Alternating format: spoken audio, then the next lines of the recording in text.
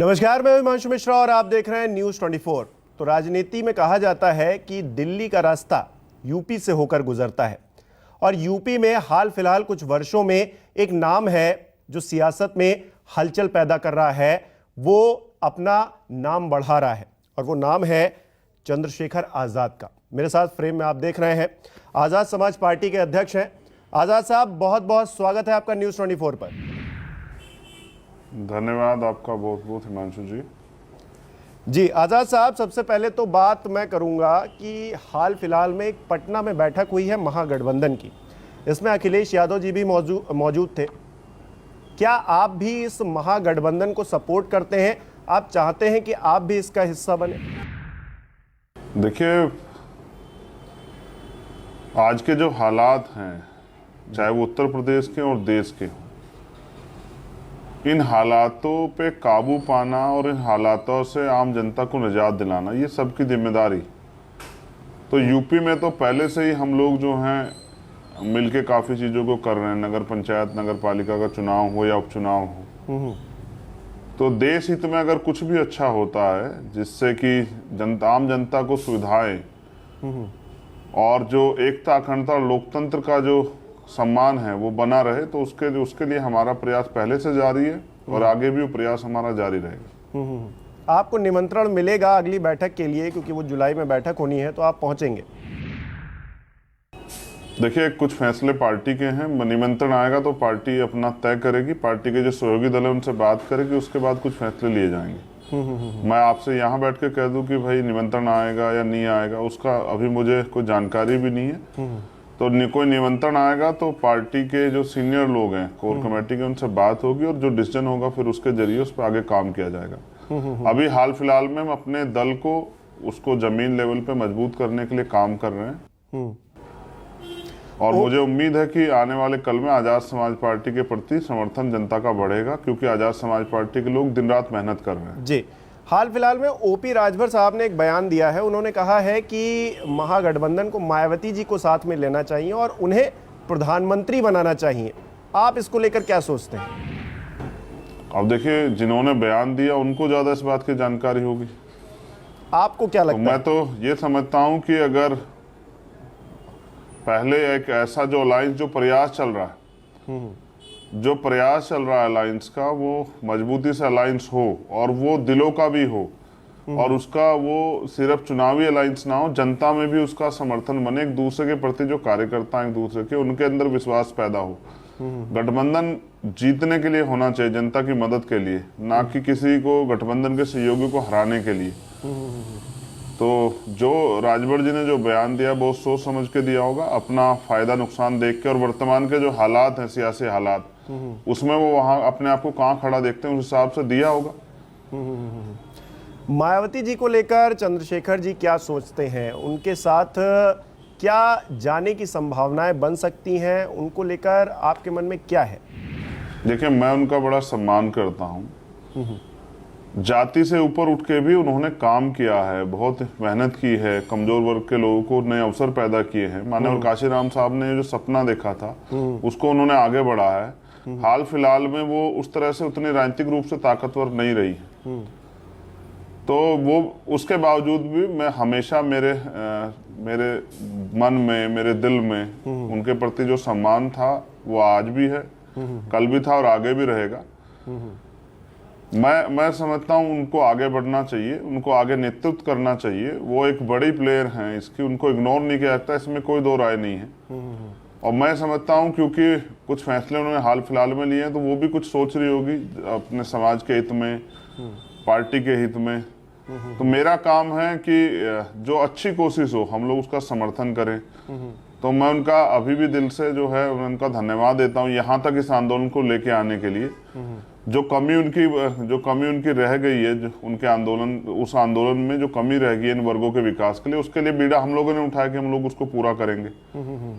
मायावती के जो समर्थक हैं, मायावती जी के जो समर्थक हैं, वो अक्सर ये कहते हैं उनकी पार्टी के जी, तो मैं उनको जी, मायावती जी के जो समर्थक हैं वो इस बात का जिक्र करते हैं कि चंद्रशेखर जी के आने से उनका जो आधार वोट है वो प्रभावित होगा। तो इसे लेकर चंद्रशेखर जी क्या सोचते हैं? देखिए, कभी ये ट्रेडिशनल वोटर्स किसी का नहीं रहा है। जिसने भी इनके लिए नए अवसर और इन वर्गों में उत्साह, सम्मान और इनके आत्मसम्मान की रक्षा की, सुरक्षा की भावना पैदा की। पहले ये वोट जो है बाबा साहब अम्बेडकर के साथ था, फिर ये कांग्रेस के साथ गया, फिर ये जनता दल के साथ गया, फिर जब बीएसपी के साथ गया, अब भी कहीं कहीं देखिए, जैसे यूपी में इतने बड़े पैमाने पे वोट बीएसपी को अब तक जाता था, लेकिन अन्य स्टेटों में तो और दलों को जाता है। सब जगह तो इनको नहीं मिलता। जैसे पंजाब में 30 से लेकर 42% तक वोट है, तो वहां तो नहीं मिला, वहां तो दूसरी पार्टी कामयाब होगी। तो मेरा भी ये प्रयास है कि इसमें विभाजन ना हो, एकजुट हो जाए। इसके लिए मैंने लंबे समय प्रयास भी किया। अभी मैं प्रयास कर रहा हूँ कि बहन जी अपनी हट जो है छोड़ दें, और वो तो देश के नेता है, उनको जो है देश स्तर पे इस आंदोलन को आगे बढ़ाना चाहिए। हम लोग उनके हम तो छोटे हैं उनके, मैं तो जो है बेटे के समान हूँ। मेरा प्रयास रहेगा कि जितना भी वो जो वैचारिक आंदोलन मजबूत हो, तो मैं उसके लिए हमेशा तैयार रहा कि एकजुटता बनी रहे। मैं नहीं चाहता विभाजन हो। मैंने काफी प्रयास किया, उनमें कुछ हट है, कुछ जिद है कि किसी नौजवान को, या जिस तरह से देखिए, मैं आज जहां मैं खड़ा हूं वो भी इसी क्षेत्र से निकल के आई, वो भी इस तरह के ही एटमोस्फेयर से निकल के आई, गरीब परिवार से, फिर मेहनत करके आगे बढ़ी, कई कठिनाइयों का सामना करना पड़ा। आज उनको हमारे जैसे लोगों को मदद करनी चाहिए थी, आशीर्वाद देना चाहिए था, लेकिन कहीं ना कहीं उन्होंने हमसे दूरी बनाई है। अब राजनीतिक रूप से इसके कई कारण हो सकते हैं, सत्ता का दबाव भी हो सकता है, और भी कोई चीजें हो सकती है, लेकिन मैं हमेशा उनके साथ था। जब उनके साथ कोई मुसीबत उनके सामने आएगी तो मुझे इसके लिए किससे पूछना नहीं पड़ेगा, मैं हमेशा उनके साथ खड़ा रहूंगा, और मैं उनका दिल से सम्मान करता हूँ। ठीक है, मेरा आप सम्मान कोई करते राजनीतिक हैं और आप सम्मान साथ नहीं, जाने में कोई गुरेज भी नहीं काम की करेंगे। वजह आप से, इस बात उनके का जिक्र समर्पण कर के रहे हैं। सम्मान करता हूँ जी, आप अखिलेश यादव जी की राजनीति को कैसे देखते हैं, और जयंत चौधरी जी? उनसे मुझे कैसा सच में संबंध कोई गुरेज नहीं है। देखिए, बहुत अच्छे संबंध हैं, और दोनों अच्छे सीनियर लीडर्स हैं, दोनों अच्छा अपना काम कर रहे हैं, और दोनों ने समय समय पे जो है अन्याय अत्याचार के खिलाफ जो है अपने, जब तक वो जो सरकार में या ताकत में रहे, वो बोलते भी हैं। तो मेरे संबंध तो बुरे नहीं, मेरे अच्छे संबंध है, और हमने प्रयास भी किया नगर पंचायत के चुनाव में मिलके, हम लोग जो है इस कारवा को आगे बढ़ाने का, क्योंकि वो पूरा चुनाव सत्ता के दम पे हुआ, सत्ता ने दमन किया, पुलिस और एडमिनिस्ट्रेशन का जिस तरह से उसको प्रभावित किया गया चुनाव को, ये सब चीजें देखते हुए भी हम लोगों ने अच्छा प्रयास किया, रिजल्ट्स भी मिले, और भविष्य में अच्छे जो है आगे की संभावनाएं भी हैं। निरंतर हमारा प्रयास जारी है। हम लोग मध्य प्रदेश, राजस्थान, छत्तीसगढ़ में भी चुनाव लड़ रहे हैं। हमारी पार्टी ने वहाँ बहुत मेहनत की है, छोटे छोटे दलों से अलायंस बना के हम लोग वहाँ लड़ रहे हैं, और अपने गरीब कार्यकर्ताओं को लड़ने का मौका देंगे। आप कह रहे हैं मध्य प्रदेश, छत्तीसगढ़ और राजस्थान, मैं उनको कोशिश करूंगा, दोनों दोनों ही हमारे जो गठबंधन के साथी हैं जी, वहाँ आप चुनाव लड़ेंगे, और इस चुनाव के लिए क्या तैयारियां कर रहे हैं? मैं अपने जी बहुत अच्छी तैयारियां हैं। मैंने कम से कम 20-20 रैलियां वहाँ की हैं। अभी 4 रैलियां मेरी राजस्थान में प्रस्तावित है, ऐसी 3-4 रैलियां हमारी जो मध्य प्रदेश में प्रस्तावित है। मध्य प्रदेश में तो इतना ज़्यादा मजबूत हमारा काम है, हमारे वर्कर्स बहुत उत्साहित हैं, और दोनों ही दलों ने जो वहाँ के मजबूत दल हैं स्थापित, उन्होंने निराश किया है। तो मैं जब गया इस बार, मैंने देखा रात के 1-1 बजे तक गांव के बाहर महिलाएं, बुजुर्ग जो हैं, नौजवान बच्चे स्वागत में खड़े हुए थे। वो इस बात को बल देता है कि वहां के लोगों में बड़ा उत्साह है, और 3-4 लाख लोग जो हैं बिना मेरे बुलाए पे 12 फरवरी को रैली में आए। अभी भी हम एक बड़ी रैली का प्लान कर रहे हैं, लेकिन हमने कुछ विधानसभा चिन्हित करके उनको बहुत मजबूती से उन पर काम किया, और मेरा मानना है कि वहां से इस बार हम अच्छा रिजल्ट देंगे। हमारे बिना वहां किसी की सरकार नहीं बनने वाली, इस बात को दोनों ही स्थापित दल जानते हैं। इसी तरह से राजस्थान में भी हमने बहुत मेहनत की है, और राजस्थान में बहुत अन्याय हुआ पिछले जो 4 साल की सरकार है, 4.5 साल की, उसमें बड़ा अन्याय हुआ। कई बार अन्याय के खिलाफ हम लोगों ने आवाज भी उठाई। वहां की जनता में भी जो है ये मन है कि इस बार जो है स्थापित दलों को छोड़ के नए लोगों को मौका दिया जाए, क्योंकि स्थापित दलों ने तो कुछ किया नहीं है बहुत अच्छा। मैं जो यहाँ यूपी के हमारे साथी हैं गठबंधन के, उनसे भी मैं इस बार मुलाकात करके, जो हमारा एक प्लान है उत्तर प्रदेश को विकास के रास्ते पे कैसे ले जाया जाए, उसमें हमारा पश्चिम जो है, पश्चिम एक बड़ा क्षेत्र है, इसको हम अलग प्रदेश के लिए जो है, मैं उनसे भी बात करूंगा दोनों साथियों से, कि पश्चिम एक अलग प्रदेश बने। ये जो 22 जिले हैं आगरा तक, ये एक अलग प्रदेश बने, और इन जिलों में क्योंकि बहुत बड़ी बड़ा उत्तर प्रदेश है, 403 विधानसभा इससे पार्लियामेंट की सीटें हैं, एक एक लोकसभा में 16, 16, 17, 18 लाख वोट हैं, एक एक विधानसभा में 3, 3.5 लाख वोट है। तो विकास जिस तरह से होना चाहिए था बड़े प्रदेश कारण वो नहीं हो पा रहा है। और मैं इस बात को समझता हूँ, छोटा प्रदेश होगा, नए अवसर पैदा होंगे, नई नौकरियां आएंगी, नए छोटे छोटे कॉन्स्टिट्यूएंसी बनेंगी। 1 लाख 1.25 लाख पे जब जनप्रतिनिधि होगा तो जनता के लिए जनता हित में काम होंगे, राजधानी नजदीक हो जाएगी, हमारा जो है उच्च न्यायालय जो है वो नजदीक हो जाएगा, बहुत सारी सुविधाएं लोगों तक आएंगी, नई तहसीलें बनेंगी, किसानों की जो है हम लोग एमएसपी के लिए, क्योंकि पश्चिम में बड़ा हुआ एमएसपी की गारंटी के लिए हम लोग काम कर रहे हैं, न्यूनतम वेतन के लिए हम लोग काम कर रहे हैं, भूमि अधिग्रहण जहाँ होता है वहाँ भूमिहीन लोगों को भी वहाँ अवसर मिले, जैसे नोएडा के आंदोलन में हमने किया, उनके लिए हम लोग काम कर रहे हैं।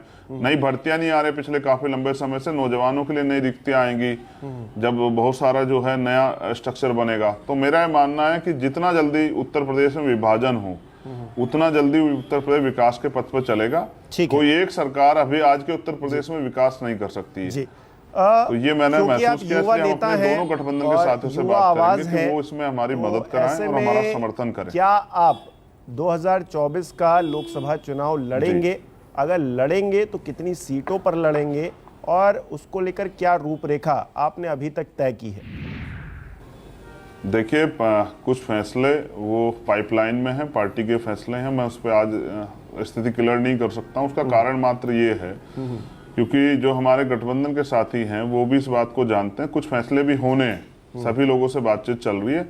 हम लोग पार्लियामेंट का चुनाव लड़ेंगे बहुत जल्द। हम अपने लोकसभा प्रभारी भी जो हैं वो नियुक्त कर रहे हैं, कल या परसों में कई लोकसभा प्रभारियों की घोषणा होगी। जमीनी रूप पे जमीनी लेवल पे हमारा काम मजबूत चल रहा है, हमारे बूथ का संगठन कंप्लीट हो गया है।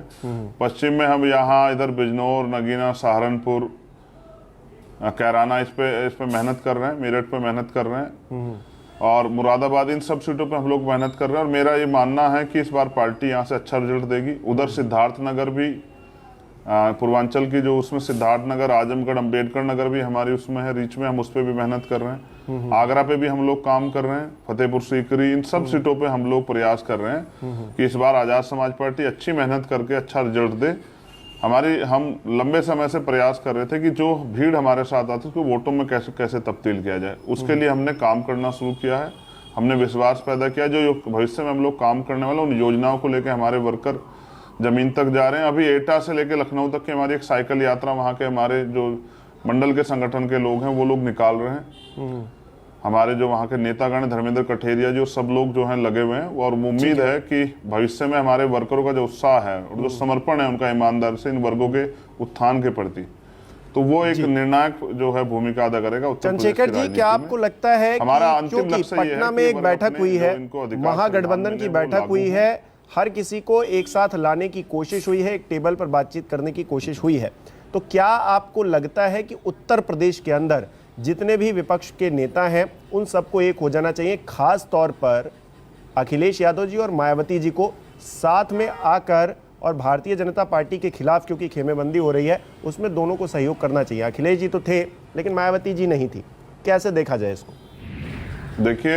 देखिए हिमांशु जी, बहुत समझदार नेता लोग हैं जो पूर्व में मुख्यमंत्री रहे हैं और अन्य किसी डेजिग्नेशन पर रहे, एमपी या विधायक रहे, बहुत समझदार लोग हैं। उनको पता है कि उनको अपनी पार्टी हित में क्या क्या फैसले लेने हैं। मैं किसी को सुझाव देता अच्छा नहीं लगता हूँ। आप ये समझिए, आज के हालात देखिए, ऐसे हालातों में नेताओं को बहुत कुछ सोच समझ के फैसले लेने हैं। जनता का भी निगाह उनकी तरफ है, कौन अकेला लड़ रहा है, कौन मिलकर लड़ रहा है, किससे किसको फायदा हो रहा है, नुकसान हो, ये भी जनता भी देख रही है। तो मैं किसी को क्या सलाह दूंगा? मैं तो यही कहूंगा कि देखो, काफी सरकारें आई, काफी सरकारें गई, लेकिन आज भी अगर बुनियादी सुविधाएं लोगों को नहीं मिल रही है, रोटी, कपड़ा, मकान, अच्छी स्वास्थ्य सेवाएं, अच्छी एजुकेशन नहीं मिल रही है, तो अभी बहुत काम होना बाकी है। और उसके लिए अच्छे लोगों की जरूरत है जो वास्तविकता में कुछ करना चाहते हो। हम उन्हीं में से उसी काम को आगे बढ़ा रहे हैं। मेरा मानना है, चाहे देश का कोई कोना हो, कोई सरकार हो, सब जगह पे लापरवाही बढ़ती गई है और इन वर्गों को अभी जो है मैं समझता हूँ जानवरों से ज्यादा कुछ समझा नहीं गया। अगर समझा जाता तो इनके विकास की भी बातें होती। अब तो एट्रोसिटी के जो मामले होते हैं, बड़ी बड़ी गंभीर एट्रोसिटी के मामले, उस पर अक्सर लोग इसलिए बोल देते हैं, उम्मीद करते हैं कि भाई रिजर्व सीटों पे कहीं ना कहीं इन्हीं वर्गों को के लोगों को हमें जो है अवसर देने, चुनाव लड़ाने, तो हम ये ना दिखाई दे कि इन वर्गों के बिल्कुल विरोध में खड़े दिखाई दे, बाकी इसलिए बाकी जमीन पे कुछ नहीं है। मैंने कई मामलों में ऐसा देखा है। तो हमें अपना काम करना है और मेरा ये मानना है कि हमें अपने दल को कैसे मजबूत करके अपने पास शक्ति कैसे अर्जित की जाए, जिससे कि हमारा राजनीतिक शक्ति हासिल करना का वो लक्ष्य ये है कि इन वर्गों का भला हो और इनकी जो है बुनियादी जरूरतें जो है पूरी हो और इनको नए अवसर पैदा हो। ठीक है, कांग्रेस तो इसलिए मेरी कांग्रेस अपनी से बात राजनीति, होती है, कांग्रेस के नेताओं से बातचीत होती है क्या? सशक्तिकरण, जो सुरक्षा टॉप के लिए, लीडरशिप आत्मसम्मान के जीवन के उससे लिए क्या बातचीत होने की कोशिश होती है क्या? नहीं, मेरी पहले पिछले चुनाव में मेरी उनसे बातचीत हुई है और कुछ देखिए, कुछ नीतिगत फैसले हैं, कुछ वैचारिक वो हैं, तो कई बार जो है कुछ वैचारिक चीजों पे हमारा हस्तक्षेप रहता है। हम अपनी वैचारिक जो बुनियाद है, फूले साहू पेरियार अंबेडकर की जो वो है, मान्यवर काशीराम साहब की जो समाज जो समाहित जो साझी जो विरासत है विचारधारा, उससे समझौता नहीं कर सकते हैं। तो चुनावी अलायंस अलग होता है, लेकिन कई बार मैंने कई विषय पे उनसे बात की है और मुझे उम्मीद है अब वो धीरे धीरे इन विषयों पे बोलने लगे हैं, इनकी महत्ता को समझने लगे हैं। जैसे जातिगत जनगणना पे कभी जो है विपक्ष के लोगों ने नहीं बात की, लेकिन आज जातिगत जनगणना पे बात होती है, सामाजिक न्याय पे बात होती है। लेकिन ये बातें ही ना हो, जहां जहां आपको सरकारें मिली है, जैसे ओपीएस है, ओल्ड पेंशन स्कीम, ये लागू होनी चाहिए। जितनी भी ये जो लेटरल एंट्री या संविदा से नियुक्तियां हो रही है, इससे आरक्षण का जो वो है हिस्सेदारी, वो इन वर्गों की खत्म हो रही है, वो मिलनी चाहिए। जहां जहां इनकी सरकारें, इनको खुद को करके दिखाना चाहिए। कुछ अब कहने से काम नहीं चलेगा, जनता जागरूक हो रही है और बाकी हम लोगों का काम है जनता को जागरूक करना, हम लोग कर ही रहे हैं। अब आप देखिए, आज भी अगर अखबार में इतना अन्याय, एट्रोसिटी के मामले आते हैं तो सरकारें तो सभी की है। तो इनको दूसरों को कहने की बजाय अपने आप भी ध्यान देना चाहिए कि जहां विपक्ष है वहीं ये इस तरह की चीजों पे हस्तक्षेप ना करें, जहां इनकी सरकारें वहां भी कुछ करके दिखाएं और करके दिखाएंगे तो जनता इस बात को देख रही है। विपक्ष की बात हो गई, अब सत्ता पक्ष की बात कर लेते हैं। घटना पे जनता की नजर रहती है और भारतीय जनता पार्टी की सरकार को आप कितने नंबर देंगे उत्तर प्रदेश में, और क्योंकि 9 साल हो गए हैं केंद्र में, उसे कितने नंबर देंगे आप? और आपका एक मैं ट्वीट पढ़ रहा था, उसमें आपने ट्रिपल इंजन की बात की। वो ट्रिपल इंजन क्या है, मुझे ये भी समझाइए। देखिए, जब इलेक्शन आया था नगर पंचायत, नगर पालिका, नगर निगम का, तब उत्तर प्रदेश के मुख्यमंत्री ये कहते घूम रहे थे कि भाई डबल इंजन की तो हमारी है, केंद्र में और स्टेट में ट्रिपल इंजन की और कर दो। तो ट्रिपल इंजन पहले भी सबसे ज्यादा जो मेयर की सीट थी वो इन्हीं के पास थी। ट्रिपल इंजन तो पहले से था ये भारतीय जनता पार्टी का। लेकिन वो ट्रिपल इंजन में क्या हो रहा है, कल मैं पंजाब की तरफ जा रहा था तो हरियाणा में इनकी सरकार है, मैंने देखा सड़क पे 2-2, 2.5 फीट पानी था। नेशनल हाईवे की बात आपको बता रहा हूँ, मेरे पास वीडियो भी, आप कहोगे तो मैं भेज दूंगा, आप अपने दर्शकों को दिखा देना। तो मैं ये सोच रहा था कि पानी में सड़क है, सड़क पे पानी है, आम जनमानस को इतने जो है समस्याओं का सामना करना पड़ता है। तो बीजेपी को आप नंबर की बात कह रहे हैं, मैं कहूंगा कि ये फेल सरकार है। कानून व्यवस्था के नाम पे जिस तरह से यहाँ न्यायालयों में गोली चलती है, जिस तरह से पुलिस सुरक्षा में हत्याएं होती है, जिस तरह से जो है पुलिस के कर्मचारी ही अपराध, अपहरण में, फिरौती में और चांदी चोरी करते पकड़े जाते हैं, जिस तरह से पुलिस जो है कई घटनाओं में जो है निर्दोष लोगों को जेल बंद करती नजर। अभी नोएडा की एक घटना है, मैं आपकी जानकारी में लाना चाहूंगा। एक शेड्यूल कास्ट के बच्चा जो एलएलबी कर रहा था, उसको जबरन झूठे मुकदमे में उन्होंने डाला, उसके साथ कितनी इंतहा की मारपीट की, उसके प्राइवेट पार्ट में उसको जो है डंडा वंडा जो है इस तरह से उसको जो है मारा पीटा। क्राइम हो रहा है, क्राइम हो रहा है। आप इस बात का जिक्र कर रहे हैं, मैं सिर्फ ये पूछ रहा हूँ कि 10 में से कितने नंबर आप देंगे? 10 में से अगर आपको नंबर देने हो तो कितने नंबर देंगे? हाँ बिल्कुल, मैं ये भी आपको याद दिलाऊं, जिस तरह से इस सरकार के नेता गरीबों की जमीनों को जो है दबाने का काम कर रहे हैं, लूटने का काम कर रहे हैं, बहन बेटियां सेफ नहीं है, भर्तियों में घोटाले जो आते हैं। यूपी पुलिस की एसआई की भर्ती अभी तक पूरी नहीं हुई। 69,000 शिक्षक भर्ती में जिस तरह से उन्होंने घोटाला किया दलित पिछड़े वर्गों के साथ, तो नंबर नहीं, इन पे तो मुकदमा दर्ज करके इनको जेल भेजना चाहिए, इनके मंत्रियों को, विधायकों को। जिस तरह से कल इनके एक एमपी जो है एक पुलिस के छोटा सा सवाल और है मेरा, आखिरी में एक छोटा सा सवाल और है मेरा, संबंधित है। ये भाषा शैली बताती है कि सरकार अहंकार में है। जी, धीरेन्द्र कृष्ण शास्त्री को लेकर इतना नाराजगी क्यों है चंद्रशेखर जी के अंदर? उत्तर प्रदेश में भी देगी और देश में भी देगी इनको। जी, धीरेन्द्र कृष्ण शास्त्री को लेकर इतनी नाराजगी क्यों है? नाराजगी, देखिए, नाराजगी आपके कार्यशैली से होती है। जी जी, नहीं, मेरी कोई नाराजगी नहीं है, वो अपना रोजगार कर रहे हैं, मुझे क्या नाराजगी होगी उनसे? वो भी जानते हैं इस बात को कि वो रोजगार कर रहे हैं। अच्छा अच्छा अच्छा, तो चलिए। जो लोग जिसका जो रोजगार है उससे मुझे क्यों रोकोगे? मैंने उनसे कहा रोजगार करो, लेकिन रोजगार के नाम पे लोगों की भावनाओं से मत खिलवाड़ करो। अच्छा चंद्रशेखर जी, अपने आप भाई रोजगार का को मतलब अगले ये थोड़ा 10 सालों में कहां देखना चाहते हैं? क्योंकि क्या मुख्यमंत्री बनने की चाहत है? ये सवाल इसलिए क्योंकि ताकत होती है तभी आप बदलाव कर पाते हैं, ताकत नहीं होती है तो आप बदलाव नहीं कर पाएंगे। तो क्या मुख्यमंत्री बनने की चाहत रखते हैं चंद्रशेखर जी? देखिए, मैं एक पढ़ा लिखा वकील व्यक्ति हूँ, समाज सेवा कर रहा था, पुलिस ने झूठे मुकदमे लगा के जेल में डाल दिया, सत्ता की ताकत समझ आई तो मैंने फिर मैदान में आके कोशिश की कि हमारे लोगों को ये सत्ता की ताकत मिले। मैं मुख्यमंत्री प्रधानमंत्री बनने का सपना लेके यहाँ नहीं आया हूँ, मैं एकमात्र सपना लेके आया हूँ कि बाबा साहब अम्बेडकर का लिखा संविधान जो है वो लागू हो और जो हमारी वैचारिक वो है समता समानता बंधुत्व भाईचारा आए इस देश में, इंसानों को इंसान समझा जाए और बुनियादी सुविधाएं मिले, जिससे लोकतंत्र है, लोग सत्ता के दम पे लोग तानाशाह ना बने। मैं सिर्फ यही चाहता हूँ और इसके लिए मैंने प्रयास किया। हम एक साझी विरासत चलाते हैं, महामना रामसु वर्मा जी हों, बाबू जगदेव प्रसाद कुशवाहा, जन्ना कपूरी ठाकुर, ये जो महापुरुष हैं हमारे जिन्होंने मानवता का रास्ता दिखाया, सदगुरु रविदास जी हों, बुद्ध हों, पेरियार हो, मैं बस उनके सपनों का भारत बने, भारत में जो है जो हमारा प्रेम्बल है वो लागू हो, यही मेरा सपना है और उसके लिए मैं मेहनत करता रहूंगा। मेरी किसी जाति से लड़ाई नहीं, किसी धर्म से लड़ाई नहीं, बस इंसानियत लोगों के अंदर पैदा हो, जाति धर्म के नाम में अत्याचार ना हो, भेदभाव ना हो, इसके मैं खिलाफ हूँ। और मैं कभी अन्याय में ये नहीं देखता कि सामने कौन सी पार्टी और नेता कितना ताकतवर है। जब किसी अन्याय होता है मैं हमेशा खड़ा रहता हूँ। अभी इसके लिए जब आपको याद होगा, जब पहलवानों का आंदोलन चल रहा था, बढ़ चढ़ के हमने उसमें हिस्सा लिया, जबकि सरकार के ताकतवर लोग उसमें विपक्ष शामिल थे, लेकिन सरकार ने क्या कार्रवाई की आपने देखा। अच्छा, आखिरी में एक नाम प्लीज जरूर लीजिएगा, एक नाम जरूर लीजिएगा। आप प्रधानमंत्री के तौर पर 2024 में किसे देखना चाहते हैं? सिर्फ एक नाम। चंद्रशेखर में क्या बुराई है? चंद्रशेखर को बनना चाहिए, क्या बुराई है? चंद्रशेखर जी बनने के लिए तैयार है। चंद्रशेखर जी कह रहे हैं मुख्यमंत्री बनने को तैयार नहीं है, सीधे प्रधानमंत्री बनने को तैयार है। आपने भी पूछा, आपने मुझसे पूछा कि भाई किसी एक नाम को, तो मैंने कहा कि मुझसे ज्यादा जिम्मेदार समझदार कौन होगा इस देश के लिए और इन वर्गों के हितों के लिए, जिन वर्गों को हितों आज तक नहीं हो पाए। विपक्ष में राहुल गांधी का नाम उछलता है, आप मानते उन्हें बनना चाहिए? मैं किसी को ना, अच्छा मैं किसी को रोक दूंगा? नहीं, मैं तो सिर्फ आपका विचार जानना चाह रहा था। तो उन्हीं का बनेगा। मैंने आपसे कहा अगर आप ये पूछोगे कि कौन बनना चाहिए, तो मैं समझता हूँ मुझसे अच्छा विकल्प नहीं है।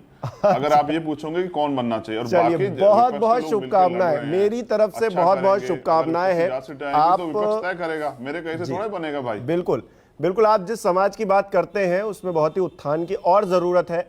बहुत ज्यादा चीजें आगे बढ़ी हैं, बहुत ज्यादा विकास हो रहा है, उनको लेकर भी लोग जागरूक हो रहे हैं, और भी समाज में जागरूकता फैले, और भी जो स्थिति है उनकी और मजबूत हो। आप युवा नेता हैं, मेरी बहुत बहुत शुभकामनाएं हैं। आप खुद कह रहे हैं कि आप अगर विकल्प के तौर पर आपका नाम रखा जाए तो कोई बुराई नहीं है। बहुत बहुत शुभकामनाएं हैं मेरी तरफ से तो कि आप आगे बढ़ें, अपनी राजनीति को आगे बढ़ाएं और यूं ही जो गरीब और जो गुर्बत लोग हैं उनकी बातें करते रहें। बहुत बहुत शुक्रिया अपना समय देने के लिए चंद्रशेखर आजाद जी। नमस्कार, मैं हूं मानक गुप्ता। अगर आपको हमारा ये वीडियो पसंद आया हो तो इसे लाइक और शेयर जरूर करें, और हां, हमें सब्सक्राइब और फॉलो करना ना भूलें ताकि आप देश और दुनिया की कोई खबर मिस ना करें। तो जुड़े रहिए हमारे साथ और देखते रहिए News 24।